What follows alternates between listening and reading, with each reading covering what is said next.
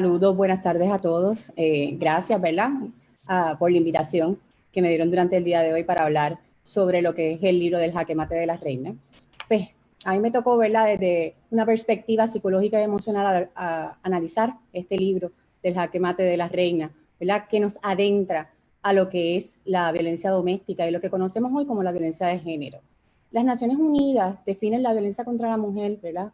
Como un acto de violencia de género que tiene un resultado, un daño físico, un daño psicológico, un abuso sexual y que incluye amenazas, coerción, incluso restricción a la libertad, ya sean ambientes públicos o privados.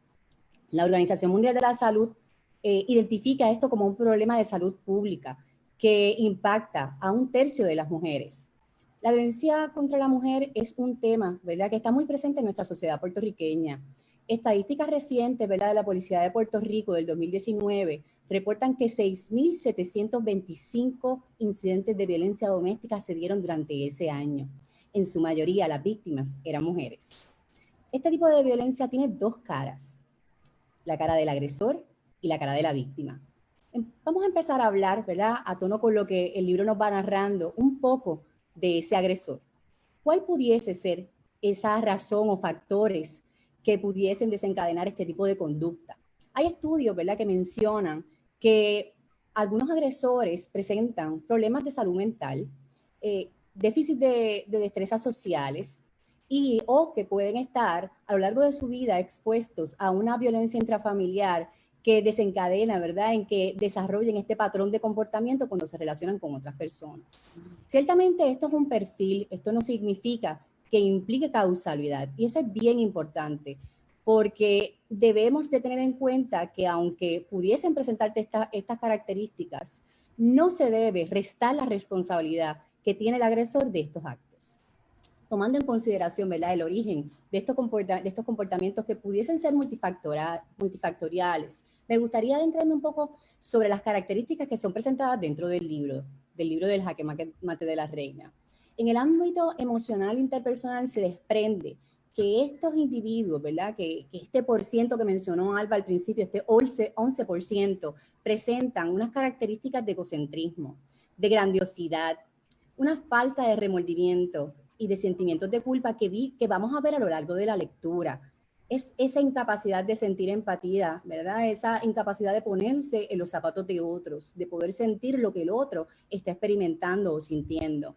Son personas bien locuaces, ¿verdad?, manipuladoras, utilizan la mentira para poder crear un mundo que muchas veces no existe. Así que son superficiales, engañan. Así que con todas estas características tenemos, ¿verdad?, un tipo de agresor que se comporta en primera instancia de una manera muy normal, a veces hasta atípica. A veces ese comienzo de la relación pareciese como si fuera el inicio de un cuento de hadas, donde la víctima va poco a poco, ¿verdad?, creando un vínculo cercano con este agresor y una relación emocional tan fuerte, ¿verdad? Porque hay tanto amor, tanta reciprocidad, es el centro de atención, es como si fueran todos contra el mundo. Así que con el tiempo, entonces es que vamos a estar viendo cómo poco a poco se van dando actos de violencia que pasan, que no necesariamente pasan de una forma presente a la víctima. Son actos bien delicados que la víctima en ese momento no puede ver porque está en la luna de miel. Así que luego vamos a ver cómo se va dando este escalamiento, que lo vamos a ver a través de la lectura del libro, cómo empieza esa relación, cómo se va formando esa relación y poco a poco van dando unos indicios y que tal vez despierta algún tipo de bandera en nuestra autora. No obstante, son tantas las cosas, las experiencias positivas que él fue trabajando al inicio, que entonces de alguna manera se tiende a minimizar. ¿Qué pasa con esto? Que esto no se detiene ahí, esto va en escala. Mientras va en escala, entonces es que la víctima empieza a despertar y entonces entra en un estado de confusión, entra en un estado de asombro, por no poder entender qué sucedió de la noche a la mañana, ¿verdad? Como lo que es el hide and yell, le convierto de momento, así que es mucha sorpresa. y se sienten muchas veces abrumadas por todos estos sentimientos y por lo que se está presentando. Así que este escalamiento tiene como resultado que la víctima vaya perdiendo recursos psicológicos, recursos emocionales, apoyo e incluso, ¿verdad?, recursos económicos.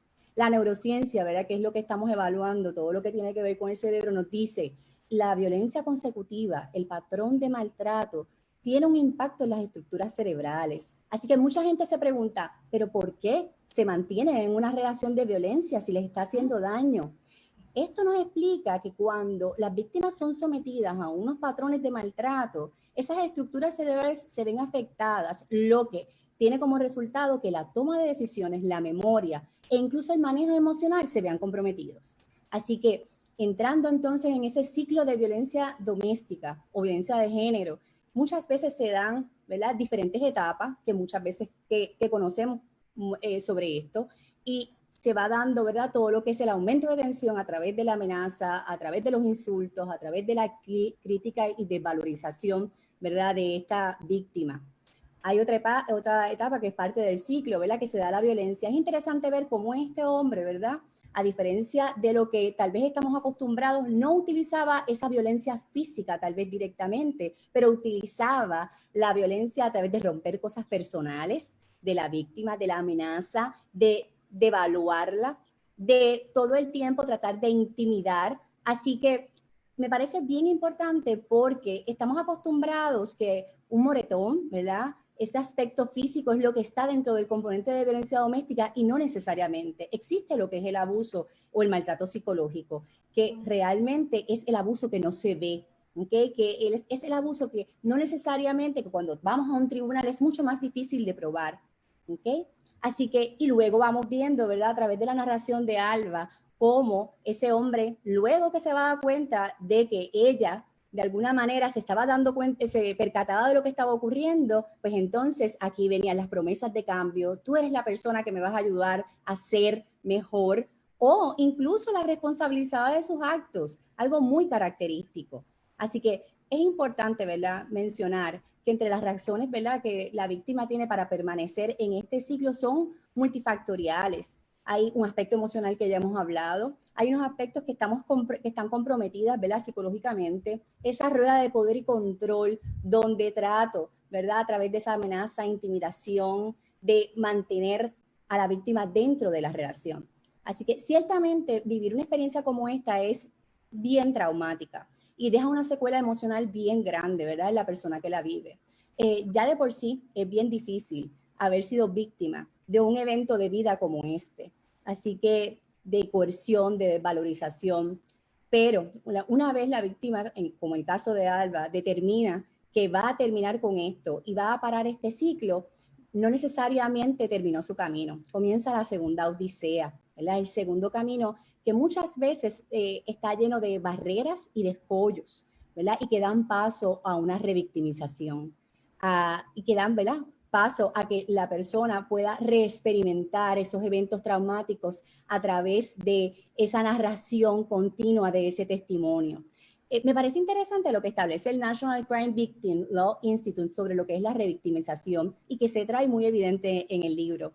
Las víctimas a menudo tienen muy poco control sobre el resultado de los casos y dependen, ¿verdad?, de los fiscales para poder responsabilizar al agresor sobre sus actos. Así que es parecido, se puede simular a lo que es la violencia doméstica y el poder y control. La víctima dentro de la relación se siente sin control, se siente sin poder y cuando va al tribunal es una representación también de lo mismo, donde no depende de ella en que se pueda encauzar al agresor, sino que depende de otros para ella poder obtener esa justicia para ella. Así que eso ya de por sí se convierte en una revictimización. En ocasiones, ¿verdad?, la persona, ¿verdad?, los profesionales que están a cargo de llevar estos casos tienen muchas veces un tono tal vez acusador, un tono de duda, de incredulidad, ¿verdad?, ante ese testimonio que se está narrando. Y hay verbalizaciones, ¿verdad?, que dicen, es que te trato de esta manera tal vez, ¿verdad?, o te pregunto de esta manera para que te prepares para lo que te puedes enfrentar dentro de un juicio. Sin embargo, este tipo de trato lo que hace es reforzar, ¿verdad? El miedo, la vergüenza, la culpa y todas esas emociones, ¿verdad? Que puede generar el haber pasado por un evento o por eventos de violencia doméstica. Así que, y que fue parte, ¿verdad? Las personas que puedan leer este libro, ¿verdad? Que los invito a que lo lean, van a poder ver cómo fue esa experiencia de nuestra autora. Me parece interesante, ¿verdad?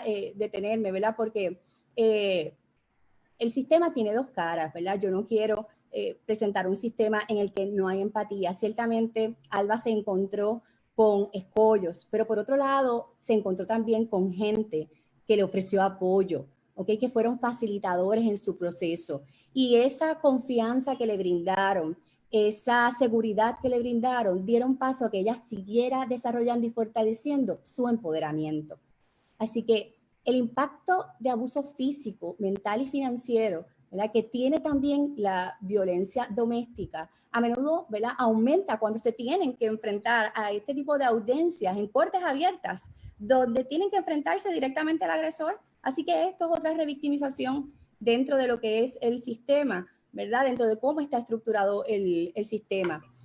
Sabemos por estudios, ¿verdad?, que cuando la víctima rompe con ese ciclo de violencia doméstica, aumenta la peligrosidad. ¿Por qué aumenta la peligrosidad? Porque el agresor perdió el poder y control. Así que va a hacer todo lo posible por poder otra vez ganar ese poder y control y va a utilizar las amenazas, va a utilizar la intimidación y ciertamente a veces en el proceso de corte no es observable o no es interpretable tal vez por las personas que lo rodean, pero la víctima ya conoce esa mirada que da indicios de peligrosidad y que no necesariamente, ¿verdad?, el juez, el abogado o el fiscal la puede interpretar de la misma manera porque no fue su experiencia.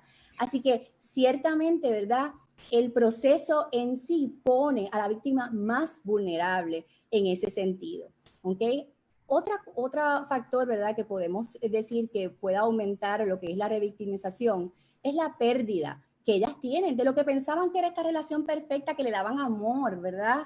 Que ellas tenían la expectativa de recibir cariño, de recibir ese amor y lo que reciben a cambio es daño, las lastiman. Así que ya eso, ¿verdad? Sigue siendo revictimizante en el proceso. Así que ven el proceso como revivir esa experiencia dolorosa, ese duelo que tuvieron. Amigos, familiares, médicos, agentes de la ley, fiscales, abogados, ¿verdad? Son personas que representan una fuente de apoyo para la víctima, pero por el contrario, si no tienen el conocimiento, si no tienen la capacitación, si no tienen esa empatía y esa confianza, lo que pueden generar es una revictimización. ¿Okay? Así que eso es bien importante. Varios estudios han encontrado que los procesos legales pueden producir consecuencias, ¿verdad?, adversas a corto y a largo plazo. Las facetas que mayor angustian es, como dije anteriormente, es ese testimonio en corte abierta, testificar enfrentando a ese agresor. Esto puede crear, ¿verdad?, un deterioro de forma directa en la víctima, en el estado emocional, pero aún más puede entonces afectar la calidad de ese testimonio de la víctima. Eso es bien importante tenerlo en consideración. Uno de los factores, ¿verdad?, protectores y que por los que Alba contó durante el proceso fue el que recibió el apoyo. Y no fue un apoyo más allá, fue un apoyo antes, durante y luego del proceso. Alba contaba con gente a su alrededor que estaba ahí presente para ella, pero aún más contaba con gente sensible, empática, ¿verdad?, para poder entender esa experiencia. Así que por eso es tan importante que cuando una víctima está, ya sea dentro de este ciclo o que está saliendo, busque ayuda, pero busque ayuda de unas organizaciones o un personal cualificado y con el conocimiento, ¿verdad?, en trauma, lo que es el trauma informado, para poder tener un modelo que promueva lo que es la empatía, la seguridad y la confianza, ¿verdad?, y el conocimiento profesional para poder brindar la ayuda que necesitan. Así que ciertamente, ¿verdad?, dentro de lo que es la violencia doméstica, hay diferentes tipos de maltrato. Y una de las cosas que vemos y que tal vez pasa desapercibido es que dentro de la relación de pareja se puede dar el abuso sexual, se puede dar la violencia sexual. Así que puede haber una relación de violencia doméstica donde la víctima incluso experimenta, ¿verdad?, ha sido víctima de violencia sexual, que a través de amenazas o daño físico, ese agresor la obliga a tener una relación sexual. Así que es por eso bien importante entonces también poder recibir apoyo. Y hay muchas organizaciones que pueden brindar este tipo de ayuda que necesitan. El Centro de Salud y Justicia de Puerto Rico, ¿verdad?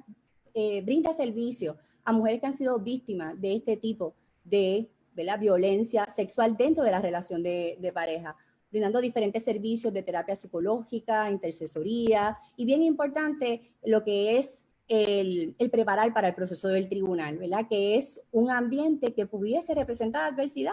Las veces que yo he tenido que ir al tribunal me pongo nerviosa. Así que ciertamente, ¿verdad? Las víctimas con toda la carga emocional, estar tan abrumadas y absortas en todo lo que están viviendo, ciertamente necesitan esa preparación. Así que es importante, ¿verdad?, que si tuviesen alguna duda, si tuviesen, ¿verdad?, necesitaran orientación, se pueden comunicar aquí al Centro de Salud y Justicia, a los números al 787-743-3038, extensión 3210. Y por otro lado, si tienen dudas, ¿verdad?, no saben si están dentro de una relación en donde esa relación se haya cometido, ¿verdad?, un acto de violencia sexual, pueden comunicarse de igual forma a una línea de orientación, ¿verdad?, al 787-337-3737. Lo pueden llamar o pueden textear. A través de esta línea pueden recibir orientación, ¿verdad? Y hay personal capacitado que podrá identificar cuáles son las necesidades que tiene y va a poder diligenciar o canalizar los servicios que así lo necesiten. No quiero cerrar, ¿verdad?, mi parte sin dejar saber que poco a poco ciertamente hemos ido desarrollando muchos mecanismos para la protección de nuestras víctimas.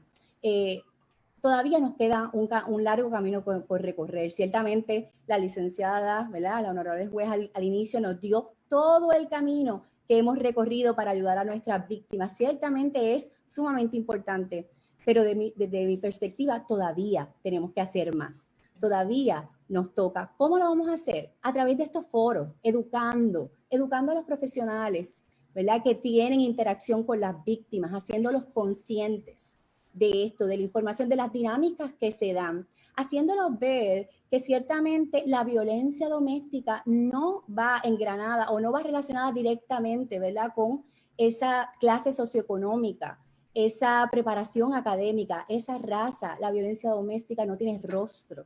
Así que eso es bien importante. Tenemos que derribar mitos. Todavía quedan muchos mitos que tenemos que derrumbar, ¿verdad? Y ciertamente para mí, desde mi perspectiva, lo más importante, tenemos que empezar por creer. Cuando una víctima viene donde nosotros, vamos a empezar por creer, porque eso va a dar paso a que podamos investigar, a que podamos recolectar y que esa víctima se sienta apoyada durante el proceso y que no solamente se beneficie ella, sino que se beneficien muchas mujeres más que probablemente puedan estar pasando por una situación similar. Vamos a quitarle el silencio, ¿verdad? Vamos a quitarle esa máscara a estos agresores. Vamos entonces a sacarle la mano de la boca a las víctimas para que sientan que tienen un sistema, ¿verdad?, confiable y que está ahí para garantizar, ¿verdad?, su seguridad y su protección. Gracias. Muchísimas gracias.